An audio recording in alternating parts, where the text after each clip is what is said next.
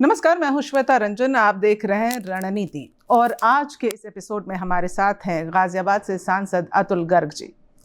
राजनीति इन्हें विरासत में मिली है और अभी इनके ऊपर जिम्मेदारी है दिल्ली चुनाव को लेकर भी। सह प्रभारी हैं और साथ ही इनके जो संसदीय इलाका है, इनका जो क्षेत्र है, उसमें किस तरह के बदलाव की उम्मीद ये रखते हैं, किस तरह के प्रयास कर रहे हैं, इन सब बातों पर चर्चा होगी। आपका स्वागत है अतुल जी। तो एक एक करके चलते हैं। सबसे पहले तो प्रदेश, उत्तर प्रदेश। आप गाजियाबाद में हैं और दिल्ली एनसीआर में ये आता है, सटा हुआ है राजधानी से। किस तरह की मूलभूत समस्याएं जो हैं वहाँ पर आप देखते हैं और आपने जिम्मेदारी उठाई है कि आप निवारण करेंगे? देखिए, कोई ये कहना तो बहुत गलत होगा कि कोई अकेले मैंने जिम्मेदारी उठाई है। खुद 1980 84 85 में नेशनल कैपिटल रीजन एक एक्ट पास हुआ, जिसके अंदर आसपास के 5 स्टेट थे, दिल्ली थी, और ये तय हुआ कि दिल्ली का जो डाइवर्जन है जो लोड का, और वो हमारे को आसपास करना चाहिए। दिल्ली बहुत कंजेस्टेड हो गई है या होती जा रही है, और उसके लिए दिल्ली जैसी मूलभूत सुविधाएं आसपास के स्टेट में होनी चाहिए। अफसोस हुआ है कि भाई उसका उतना उपयोग यूपी को नहीं हुआ, और यूपी के अंदर जो स्टेट गवर्नमेंट है शायद उसने भी कोई दिलचस्पी नहीं ली। तो 2014 तक ऑलमोस्ट, कभी कभी के लिए थोड़ी बहुत सरकार बीजेपी की आई, पर उसमें स्टेट गवर्नमेंट हमारी उतनी स्टेबल नहीं थी। बहरहाल उसका लाभ नहीं हुआ। लेकिन जैसे ही 2014 में हमारी सरकार आई केंद्र में, तो आप देखें 16 लेन सड़क अब दिल्ली से हो करके काफ़ी आगे तक चली गई है, आपकी देहरादून तक चली गई है। बड़ी बड़ी हमारी इस समय दिल्ली के पेरिफेरल रोड बन गया है। तो ये कदम 2017 में जब बीजेपी की सरकार आई उत्तर प्रदेश में, और 2014 में राष्ट्रीय सरकार बनी, तो उसके तालमेल से गाजियाबाद का विकास और यूपी का विकास होना बड़े स्केल पे शुरू हुआ, और मेट्रो भी आगे तक चली गई है। ठीक है, दिल्ली का, गाजियाबाद का जो रेलवे स्टेशन है वो दिल्ली जैसा बन रहा है।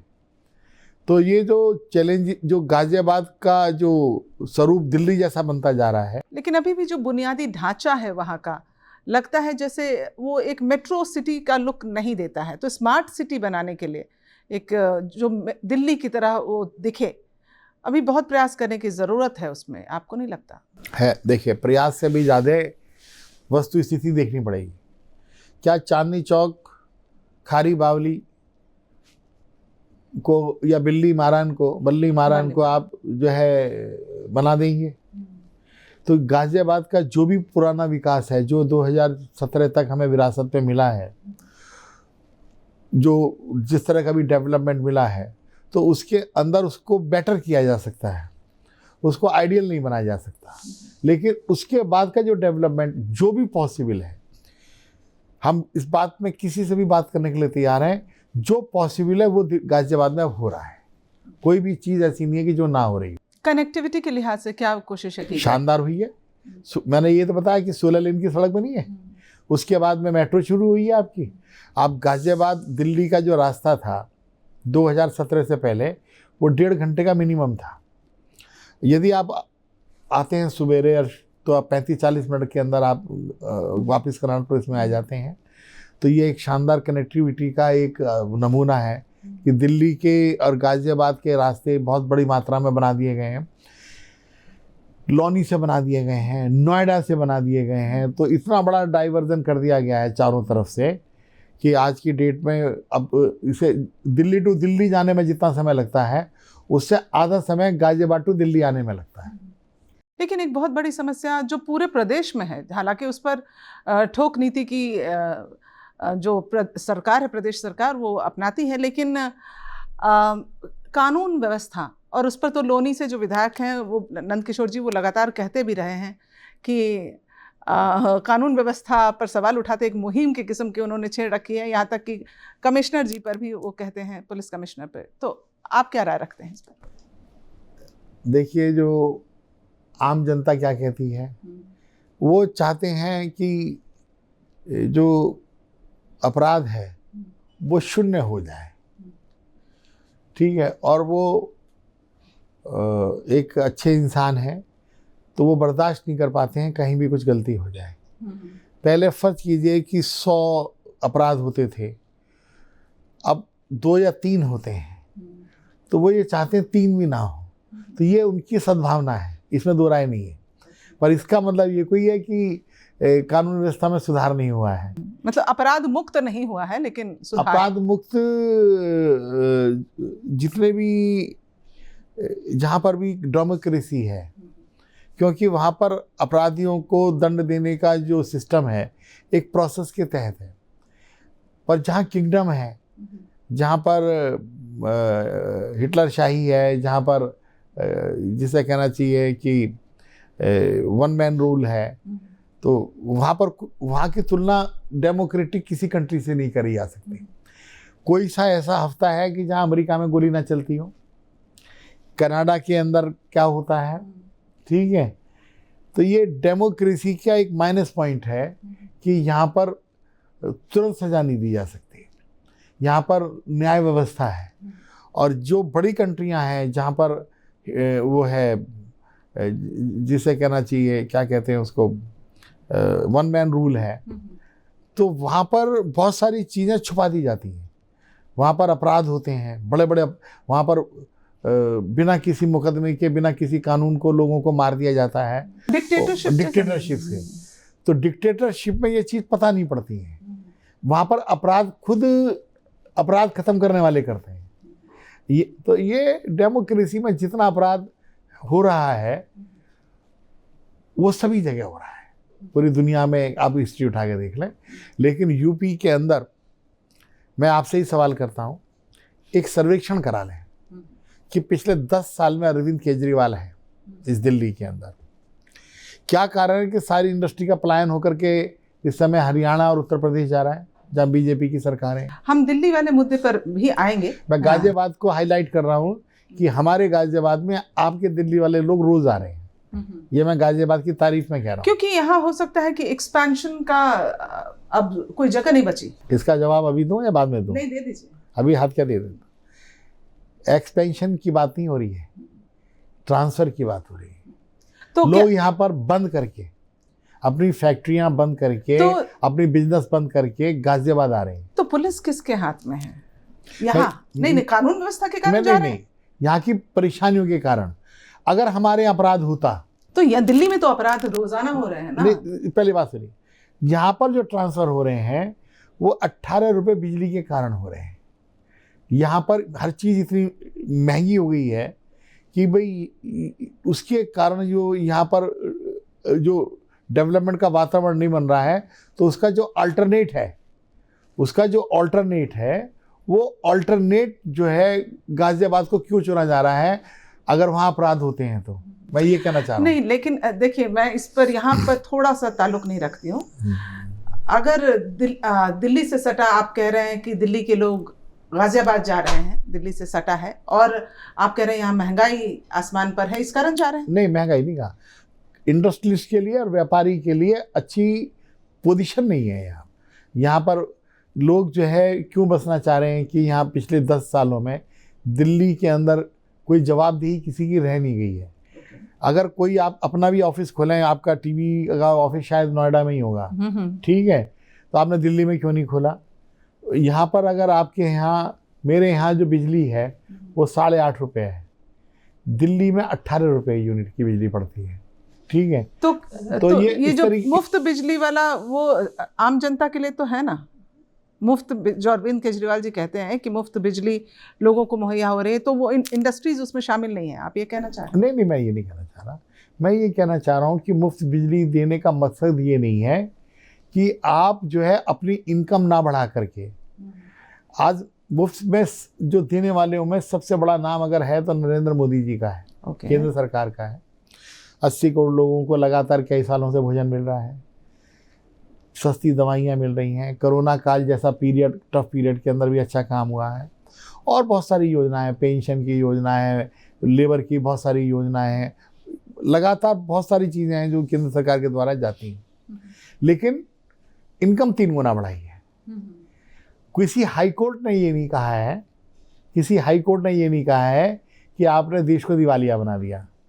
दिल्ली सरकार के लिए हाई कोर्ट ने ये बोला है कि आपने दिवालिया बना दिया। मुफ्त देने का मतलब ये नहीं है कि आप दिवालिया बना दो, इसका मतलब ये है कि आपकी जो प्रशासनिक क्षमता है वो अच्छी नहीं है, वरना सोर्स ऑफ इनकम आपका अगर सही से उपयोग ना करके उसका दुरुपयोग करोगे, उस पैसे को, जनता के पैसे लेकिन को मैं वेस्ट तो करोगे। केजरीवाल जी को ही सुन रही थी, वो कह रहे थे कि चूंकि वो इनकम टैक्स कमिश्नर रहे हैं, आईआरएस हैं, उनको उस तरह की क्षमता है, समझ है कि वो किस तरह से, जैसे मान लिया एक ब्रिज बनना है, फ्लाईओवर बनना है, तो वहाँ जहाँ पे मान लिया 250 करोड़ सपोज फॉर एग्जांपल लगने हैं, तो कैसे वो 150 करोड़ में बना के और वो बाकी के 100 करोड़ बचा के और जनता को मुहैया करा रहे हैं, मुफ्त बिजली पानी वो मुहैया करा रहे हैं। उनकी क्षमता तो इस बात को भी प्रभावित है, हम पूरा देश, कि वो एक बने बनाए मकान में 60 करोड़ रुपये लगा सकते हैं। ठीक है, वो आईआरएस है, आईएएस है, ठीक है। कभी सुना है आपने कि रेनोवेशन पे 60 करोड़ रुपये लगते हो किसी बड़े से बड़े सेठ के यहाँ? तो वो क्या कह रहे हैं और वो क्या हैं, दोनों चीज़ों में अंतर तो आप लोगों को खुद ही करना पड़ेगा। चलिए, आप दिल्ली चुनाव के सह प्रभारी भी हैं, आपको जिम्मेदारी मिली है, दिल्ली से सटे हुए आपका संसदीय क्षेत्र भी है, आप वहाँ के हैं। किस तरह की कोशिशें हैं भाजपा की दिल्ली चुनाव को लेकर? अब की बार बड़ा इंटरेस्टिंग चुनाव हो रहा है। अब की बार भाजपा को चुनाव लड़ने की जरूरत नहीं पड़ रही है। ओके। अब की बार जनता चुनाव लड़ रही है, झूठ के खिलाफ, मक्कारी के खिलाफ, झूठी बयानबाजी के खिलाफ और झूठे वायदों के खिलाफ। आप अगर जा कर के देखें, लोग जैसे एक एडवर्टीजमेंट आता है ना, चल झूठा कहीं का, ये स्थिति बन गई है। तो दिल्ली की जनता अब की बार चुनाव लड़ रही है और वो विकल्प के रूप में एकमात्र कोई है तो भाजपा है, और भाजपा अब की बार सरकार बनाने जा रही है। मुद्दे क्या हैं आपके? हमारा सबसे बड़ा मुद्दा तो ये है कि दिल्ली के अंदर कम से कम साफ पानी तो मिले। कम से कम यमुना जी 10 साल से अपनी सफाई का इंतज़ार कर रही हैं। दिल्ली की जनता को सफाई तो हो, ये कूड़े के ढेर तो ख़त्म हो दिल्ली से। तो दिल्ली के अंदर जो आधारभूत सपना तो ये था कि हर स्लम को दिल्ली बनाएंगे, और कर दिया क्या कि दिल्ली को ही स्लम बना दिया। तो दिल्ली की जो शान हुआ करती थी किसी ज़माने में, वो शान प्रभावित हुई। बस किस चेहरे पर लड़ेंगे आप? देखिए, ये हमेशा से सवाल भाजपा के लिए होता है। भाजपा वन मैन आर्मी नहीं है, किसी एक आदमी की पार्टी नहीं है। अब इसके अंदर ये तो मैंने नहीं कहा, ये आपने कहा वन मैन आर्मी नहीं है, मैंने तो कहा ही नहीं। नहीं, मैं ये कह रहा हूँ ना आपको, वन मैन आर्मी नहीं है। यहाँ पे एक डेमोक्रेटिक सिस्टम है कि आज तो किसी ज़माने में जिनसे हमारा मुकाबला माना जाता है, केजरीवाल जी ने ये कहा था कि हम अपने सभी साथियों से राय लेकर के काम करेंगे। क्यों साथी सारे छोड़ के चले गए? क्या यादव जी बुरे आदमी हैं जो छोड़ के चले गए? क्या वो जो कवि हैं, क्या नाम है उनका, कुमार विश्वास साहब, ठीक है, हमारे गाजियाबाद के ही हैं वो। जी मैं जानती हूँ। ठीक है, तो क्या वो बुरे आदमी थे? जितने भी अच्छे अच्छे चेहरे थे, जो एक पत्रकार हैं, क्या नाम है उनका, जो आप यूट्यूब चैनल चला रहे हैं अपना, वो किसी ज़माने में उनके साथ थे। तो सब लोग उनके छोड़ते चले जा रहे हैं और बहुत सारे लोग साइडलाइन कर रहे हैं। ये तो म्यूचुअल है, बहुत सारे लोग भाजपा छोड़ के आप में भी जा रहे हैं, आप छोड़ के भाजपा। ये तो फेर बदल चुनाव से पहले कोई, मेरे को लगता नहीं कोई बड़ा नाम बताइए आज की डेट में कोई पॉलिटिकली एम्बिशियस व्यक्ति छोड़ के चल रहा हो तो एक अलग बात है, लेकिन जिसने पार्टी बनाई हो वो कोई छोड़ के जा रहा हो तो बताइए। जो पार्टी के आधारभूत हैं लोग हैं, जो पार्टी को वैचारिक रूप से आगे बढ़ाने वाले लोग हैं, वो तो एक भी नहीं छोड़ के जाता भाजपा को। ठीक है बहन जी, जो लोग एक सिर्फ एमएलए बनना चाहते हैं या कुछ लोग इधर से उधर हो रहे हैं, उनकी बात नहीं कर रहा हूँ मैंने उनमें से किसी एक का भी नाम नहीं लिया है। तो आपने उनके बारे में जो पूछा, वो जो कहते हैं कि मैं IRS हूँ, ये हूँ, तो उन्होंने तो बहुत कुछ कहा था कि मैं घर भी नहीं लूँगा। घर भी ले लिया, चलो कोई बात नहीं, ज़रूरत पड़ी ले लिया, पर घर में ये जुल्म नहीं है कि आप 60 करोड़ रुपए लगा देंगे, अच्छे पर्दे लगाएंगे।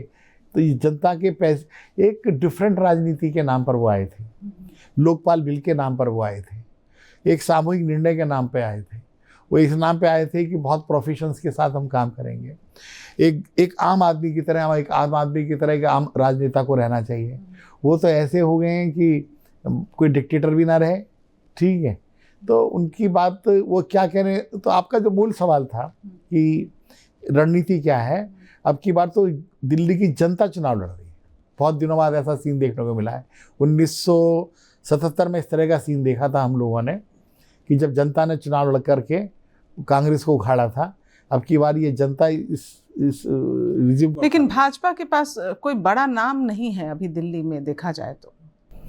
दिल्ली में हम तो खुद ये कह रहे हैं कि बड़े नाम की जरूरत क्या है?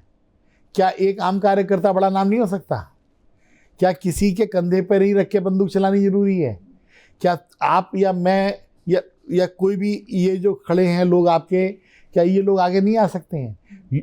कभी किसी ज़माने में तो नरेंद्र मोदी चाय बनाते थे, बड़ा नाम तो नहीं था वो।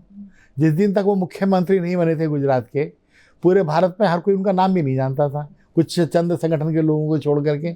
लेकिन एक आदमी आया जो योग्य था और उसका रातों रात बड़ा नाम हो गया। शिवराज सिंह चौहान को कौन जानता था? मतलब जिस तरह से महाराष्ट्र में फडणवीस जी अचानक आ गए, या मनोहर लाल खट्टर आ गए, या भजन शर्मा जी आ गए, तो बड़े नाम हो गए ना, तमाम मोहन यादव जी हो गए, उस मतलब आप कह रहे हैं कि ऐसा ही कोई उभर कर सामने आएगा? जो भी अच्छा कार्यकर्ता वो आएगा, और इन सब ने नाम कमाया है। क्या योगी आदित्यनाथ पे कोई आरोप है क्या? क्या फडणवीस जी पे कोई आरोप है क्या? क्या खट्टर जी पे कोई आरोप है क्या? क्या यादव जी पे कोई आरोप है क्या? क्या शर्मा जी पे कोई आरोप है क्या? सबका नाम, शिवराज सिंह चौहान पे कोई आरोप था क्या? तो ये जो एक कार्यकर्ताओं का एक सीक्वेंस है, एक सीढ़ी, एक हमारे पास एक श्रृंखला है कि जिसको जैसे ही पार्टी ठीक समझेगी उन्हें जिम्मेदारी देंगे।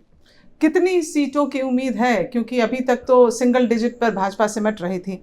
कितनी सीटों की उम्मीद है दिल्ली? अब की बार आप बहन जी देखिए 18% का स्विंग था 2019 और 2020 के बीच में। तो मैंने हिसाब लगाया कि मेरा ही वोट अगर आधा भी वापस आ जाए तो वो 55 होता है। अगर वो वोट कुछ और वापस आ जाए सामने वाले का, तो अब की बार एक चमत्कार की उम्मीद रखिएगा और फिर से ईवीएम को कोसने वालों की लाइन लगने वाली है। मतलब उसी तरह का कोई चमत्कार होगा जैसे महाराष्ट्र में हुआ, जैसे हरियाणा में, वैसा ही कोई चमत्कार? जो जनता है ना जी, जो मेन जो जनता है, हम कई बार खुद प्रचार करके खुद ही उसमें फंस जाते हैं। जनता के दिल में क्या है, देखिए अभी भी ईमानदारी के प्रति जनता के मन में ललक है, और ये साबित हुआ है जहाँ जहाँ बीजेपी आई है कि वहाँ पर कभी किसी नेता पर भ्रष्टाचार का आरोप नहीं लगा। किसी ने अपने मकान में जो कोई सुविधाओं के लिए उसे महल जैसा नहीं बनाया। सब ने ये मान के चले हैं कि आज नहीं तो कल हमें ये मकान छोड़ के जाना है और इस जगह पर हमारी ही पार्टी के किसी और नेता को आना है। ये अड़ट पट देखते हैं तो हमारे यहाँ आपको दिखती है। तो अभी एक ब्रेक लेती हूँ अतुल जी, ब्रेक के बाद मैं फिर लौटूंगी और सवालों का सिलसिला यूं ही जारी रहेगा।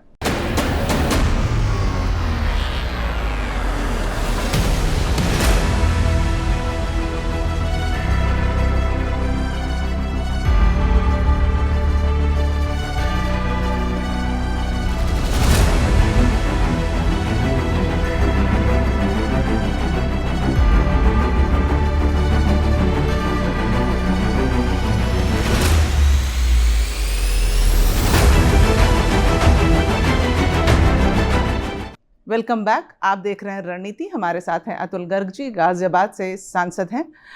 सर, अब बात थोड़ी अगर केंद्रीय स्तर पर राजनीति की करें, जो अभी सबसे ज़्यादा न्यूज़ में है संभल, और एक के बाद एक जो वो संभल, वाराणसी, जौनपुर, यहाँ तक कि अभी मोदी नगर में भी, वहाँ भी आएंगे। लेकिन ये जो एक खुदाई शुरू हो गई है, आपका नज़रिया क्या है इसको लेकर? एक बात बताइए बहन जी कि लोकतंत्र में, और जहाँ पर ये कहा जाता हो कि हम लोग सेकुलर हैं, तो सेकुलर होने का मतलब ये नहीं है कि सभी धर्म समान होने चाहिए। सब धर्मों को अपनी बात कहने की आज़ादी होनी चाहिए और सब धर्मों के साथ न्याय होना चाहिए। पिछले 50, 60, 70 साल की राजनीति में जो अपीसमेंट हुआ, तो उसमें मुसलमानों को ये कहा गया कि यू आर स्पेशल, तुम्हारे को कोई हाथ नहीं लगाएगा, you are blessed by the government, कि तुम्हारी हर गलत बात मानी जाएगी। तो एक उनकी सोचने की जो नज़रिया वो बदल दिया गया। सबूत मिल रहे हैं कि नीचे से मंदिर है, सबूत मिल रहे हैं वो मंदिर है, और कहा जा रहा है कि आप माहौल खराब कर रहे हैं। क्यों नहीं कोई मुसलमान नेता जो सेकुलर है वो ये कहता कि भाई हमारे बुजुर्गों से गलती हुई, ये आपकी अमानत है, आपका श्रद्धा का केंद्र है, इसे आप संभालिए। क्यों नहीं आगे बढ़ के कहते हैं? आज कितने शर्म की बात है कि संभल में 50 साल से एक मंदिर दबा पड़ा था।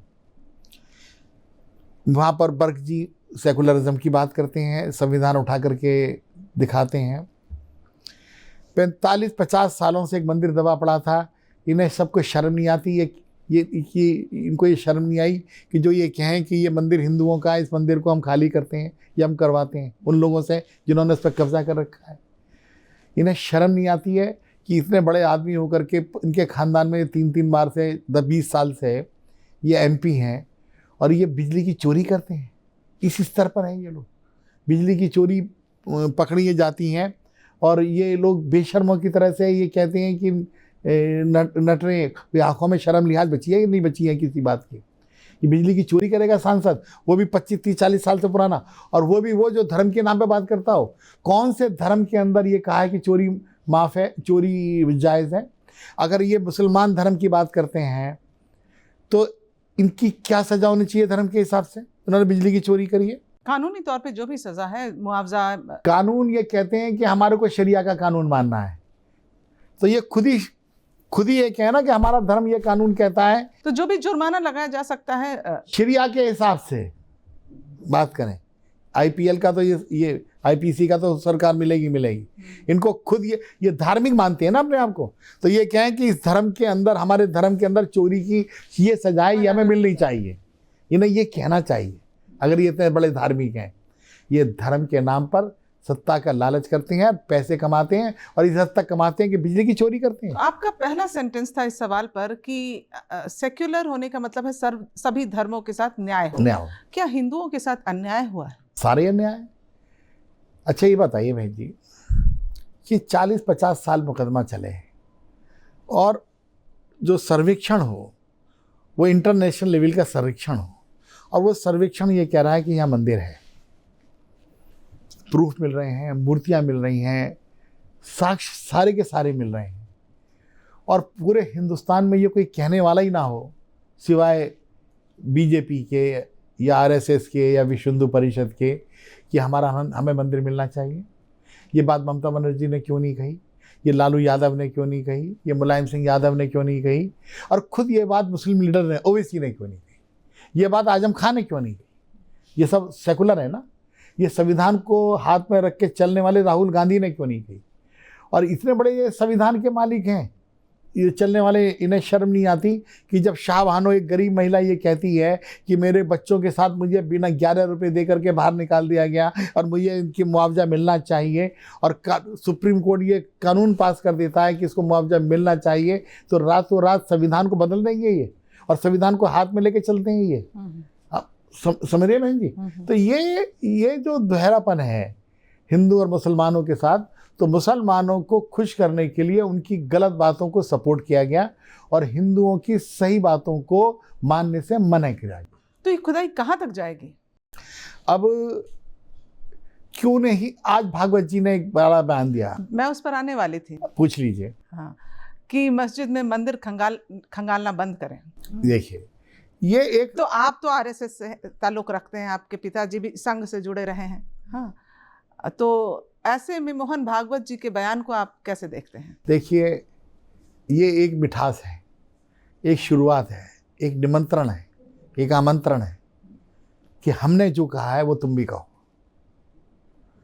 ठीक है, हमने भी तो कहा है ना? नहीं, लेकिन इससे हमने ये कहा है, अरे हमने ये कहा कि आइए भोजन करिए, आप भी कहिए कि आप भी करिए। मुसलमान समाज की तरफ से ये अब जवाब आना चाहिए कि जितने आपके मंदिर हैं, एक एक मंदिर आपको मिलना चाहिए। भागवत जी ने ये शुरुआत की है और ये अच्छी शुरुआत की है। इस शुरुआत का जवाब ये होना चाहिए कि सामने से भी इतना ही मीठा जवाब आए। अरे आंखों में आंसू आ जाएंगे हर हिंदू के खुशी के मारे। हो सकता है कुछ लोग ये भी कह दें कि चलो भाई अब जो हुआ वो हुआ, शुरुआत तो करो, कुछ अच्छी बात तो कहो। लेकिन गर्ग जी, इसका ये नजरिया भी सामने आता है कि कहीं ना कहीं जो भाजपा की सरकार है और संघ है, इसमें मतलब सेम सोच नहीं है, दोनों की सोच में थोड़ा अंतर है। देखिए, आपने मुझसे कहा आपका क्या नजरिया है, मैंने जब अपना नजरिया दे दिया, मेरे को अंदर एक, जैसे कभी किसी जगह कड़वाहट है तो उसे ठंडा करने के लिए कोई एक आदमी आगे आता है, तो दूसरे आदमी को भी आगे आना चाहिए नहीं आगे आना चाहिए कि ठीक है भाई, हाँ भाई मैंने कहा कि अच्छा भाई ऐसा नहीं, ऐसा कर लेते हैं, वो क्या नहीं भैया ऐसा कर लेते हैं। तो मैं आपके चैनल के द्वारा ये रिक्वेस्ट, ये मैं उम्मीद करता हूँ, रिक्वेस्ट नहीं कर रहा हूँ, मैं ये उम्मीद करता हूँ कि मुस्लिम लीडर्स जिस भाषा में उन्होंने बातचीत की है भागवत जी ने, उसी भाषा में मीठा जवाब दें। हिंदुओं की सारे मंदिरों को, धार्मिक आस्थाओं को वो ये कहें कि भाई ये तुम्हारा है, तुम ही संभालो। जो धक्का मुक्की कांड, राहुल गांधी जी पर एफआईआर भी हुआ और तमाम लीडर्स अस्पताल में भी गए भाजपा के, तो आपको लगता है कि ये संसद की जो गरिमा है उस पर ठेस है? आपने बात गलत जगह से शुरू करी है मैडम, आपने चैप्टर को पीछे से खोला है समझे भाई, किताब को जो है पीछे से खोला है आपने शुरुआत से नहीं खोला है। ये बताइए, संविधान हाथ में लेकर के आप संविधान को नीचा दिखाएंगे? कौन से संविधान में लिखा है कि हर रोज आप लोकसभा को बाधित करें? कौन से संविधान में लिखा है? संविधान नियमों से चलती है, जो लोकसभा नियमों से चलती है, उस नियमों के तहत आप अपनी बात कह सकते हैं। आपको चलो फिर भी विरोध करना है तो लोकसभा के अंदर ना कोई बिल पास होने देंगे, ना कोई बहस होने देंगे, ना कोई चर्चा होने देंगे। ये संविधान में कहाँ लिखा है कि ये भी अधिकार संविधान ने दिया हुआ है, और वो भी संविधान को हाथ में उठा करके। ये तो ऐसे समझिए आप कि मैं गीता पे को हाथ में रख के ये कहूँ कि गीता मुझे अधिकार देती है कि मैं झूठ बोलूँगा, गीता अधिकार मुझे देती है कि मैं न्याय करूँगा, मैं लोगों को सताऊँगा। ये तो ऐसी सी बात है ये कि मैं गीता को हाथ में रख करके इस तरह की बातें करूं, ये तो ये नहीं। तो संविधान को हाथ में रख करके हुआ क्या है, इन्हें लोगों की नासमझी पर ये समझ रहे हैं, ये लोग ये समझ रहे हैं कि एक बहुत बड़ा वोट सेक्शन ऐसा है कि जो नासमझ है, तो उसको भड़काओ। बांग्लादेश में जैसा विद्रोह हो ऐसा विद्रोह की ये कल्पना करते हैं। ये अगर जेएनयू में नारे लगें कि भारत माता तेरे टुकड़े होंगे इंशाअल्लाह इंशाअल्लाह, तो उसे अभिव्यक्ति की आज़ादी बताते हैं। यदि गोधरा के अंदर ट्रेन जला दी जाए तो उन दोनों के आप बयान ले लीजिए, लालू यादव जी के, इन सब के, ये कहते हैं कि साहब वहाँ पेट्रोल था, वो गिर गया, उसमें आग लग गई। तो हर बात उल्टी बोलते हैं, हर बात उल्टी बोलते हैं। तो इनके पास ना कोई एजेंडा है, ना संस्कार है। ये केवल और केवल इमोशनली लोगों को बहका करके, फुसला करके, झूठ बोल करके ये केवल वोट लेने का काम करना चाहते हैं। परफॉर्मेंस पे, अच्छा लोकसभा में क्यों नहीं चलने देते हैं? ये लोकसभा में जब भी ये कोई सवाल करते हैं कि ये गलत हुआ, ये सही हुआ, ये कम हुआ, ये ज़्यादा हुआ, और जब भाजपा का मंत्री जवाब देने उठते आए तो वो कंपैरिजन चार्ट दे देता है कि 2014 से पहले ये हुआ था, 2014 के बाद अभी ये हुआ। समझे भाई, 5 गुना काम हुआ, 5 गुना इनकम हुई, 5 गुना रोड बनी 10 साल के अंदर। तो ये बर्दाश्त नहीं कर पाते हैं, तो इन्हें ये लगता है कि ये बात जनता तक जाती है, तो ये एक बहाना ढूंढते हैं कि कोई हर बात पे कहते हो कि तू क्या है, तुम ही बताओ कि अंदाजे गुफ्तगू क्या है, हर बात पे झगड़ा अच्छा, ये जो बांग्लादेशियों का मुद्दा है, ये खोड़ा में तो बांग्लादेशी और रोहिंग्यास की संख्या बहुत अधिक है ऐसा माना जा रहा है। क्या प्लानिंग है भाजपा की? भाजपा पर हमेशा जब भी हम रोहिंग्या पर, बांग्लादेशियों पर हाथ डालते हैं और उनको चेक करते हैं तो ये सांप्रदायिक मुद्दे को आगे बढ़ा देते हैं। इस पर मुझे लगता है नंद किशोर जी लगातार कहते भी रहे हैं, सभी लोग कहते रहे, आम जनता बहुत बोलती है। आप जाकर के टीवी लेकर के अपना जाइए सब जगह, ठीक है। अब इन्होंने नई बात कह दी, इन्होंने जो बांग्लादेशी और रोहिंग्या पकड़े जा रहे हैं उन्हें ये बता रहे हैं कि ये पूर्वांचल के लोग हैं, ये पूर्वांचल से मुसलमान आए और ये पूर्वांचल पे हमला है। अब इसका अब क्या कहें इनको, देश की इन्हें चिंता नहीं। लेकिन ये ठीक दिल्ली चुनाव से पहले ये जो मुद्दा उठा है, कहीं ना कहीं ये वोट बैंक को प्रभावित करने की कोशिश है। ये मुद्दा उठाया अरविंद केजरीवाल ने ज़्यादा। हुआ क्या कि एक चेकिंग हुई वोटों की, उसमें ये पाया गया कि एक घर में जो 50 गज का घर है वहाँ पे 65 वोट है। आम तौर से 10-20 वोट होना तो आम बात है। तो उसकी चेकिंग शुरू हुई, पता पड़ा ये तो वोटर ही नहीं है वहाँ। और उनका आरोप बिल्कुल उलट है, जो आप कह रहे हैं उससे ठीक उलट है। अरे वो लिस्ट देना, मैं कई आप लीडर से मिलके आई हूँ, वो बिल्कुल उल्टा कह रहे हैं जो आप कह रहे हैं। बहुत आसान है, बहुत आसान है। लिस्ट है हर चीज़ की, हर चीज़ की लिस्ट है कि किसके वोट कट रहे हैं, किसके ज़्यादा आ रहे हैं, तो जब वोटों की चेकिंग शुरू हुई, जब वोटों की चेकिंग शुरू हुई तो तब जाकर के ये चीज़ जो है उन्होंने बोलनी शुरू करी। उसके जवाब में बीजेपी को बोलना पड़ा। ऐसा नहीं है पहले, अच्छा पहले से भी बोलते आए बांग्लादेशियों के मुद्दे पर। तो अच्छा ये बताइए आप कि 6 महीने पहले ममता बनर्जी ने ये बयान दिया, आपके टेलीविज़न पे भी आया होगा, कि मेरे दरवाजे हर बांग्लादेशी के लिए खुले हैं, बांग्लादेशी को अंदर लाओ, उसका आधार कार्ड बनाओ, उसका आइडेंटिटी कार्ड झूठा बनाओ और उसे दिल्ली में भेज दो। तो इन बांग्लादेशियों की डिमांड हर उस जगह है जहाँ पर भाजपा को हराने के लिए वोट की ज़रूरत है। तो ये एक हथियार के रूप में ये इंपोर्ट, जैसे पाकिस्तान से हथियार नहीं आते हैं, AK-47 आती है और ये आते हैं गोली मारने के लिए, बम आते हैं हमारे यहाँ। तो ये एक प्रकार से बांग्लादेशियों को इसलिए इंपोर्ट कर रहे हैं कि जिससे कि इनकी संख्या तेज़ी से बढ़े और हमारा वोट बैंक बढ़े। अब इसके लिए लड़ाई लड़ने की जिम्मेदारी केवल बीजेपी की नहीं है, इसके लिए लड़ाई लड़ने की जिम्मेदारी हर हिंदुस्तानी की है और आपकी भी है। तो दुधेश्वर नाथ कॉरिडोर जो है अतुल गर्ग जी, काम कहाँ तक पहुँचा है? ऐसा है कि उसकी नीति बन चुकी है और ये पता नहीं कब से मंदिर है, हज़ारों सालों का बनाया हुआ है।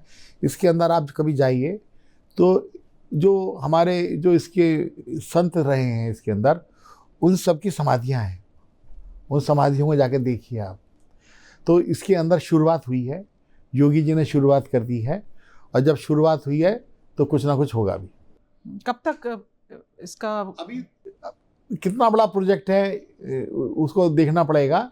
मेरे ख्याल से 1-1.5 साल के अंदर काफ़ी कुछ पूरा हो जाएगा। जो संजीव शर्मा हमारे जो नए विधायक हैं, उन्होंने विधायक बनते के साथ ही इलेक्शन के बीच में ही इस मुद्दे को योगी जी के सामने उठाया था और योगी जी ने उसके तुरंत ही उनको कहा कि हम इसे करेंगे। ये बात है। बहुत बहुत शुक्रिया आपका हमसे बातचीत करने के लिए अतुल गर्ग। तो इस कार्यक्रम में फिलहाल इतना ही। जल्द मिलती हूँ आपसे एक नई शख्सियत के साथ। फिलहाल आप मुझे दें इजाज़त। नमस्कार।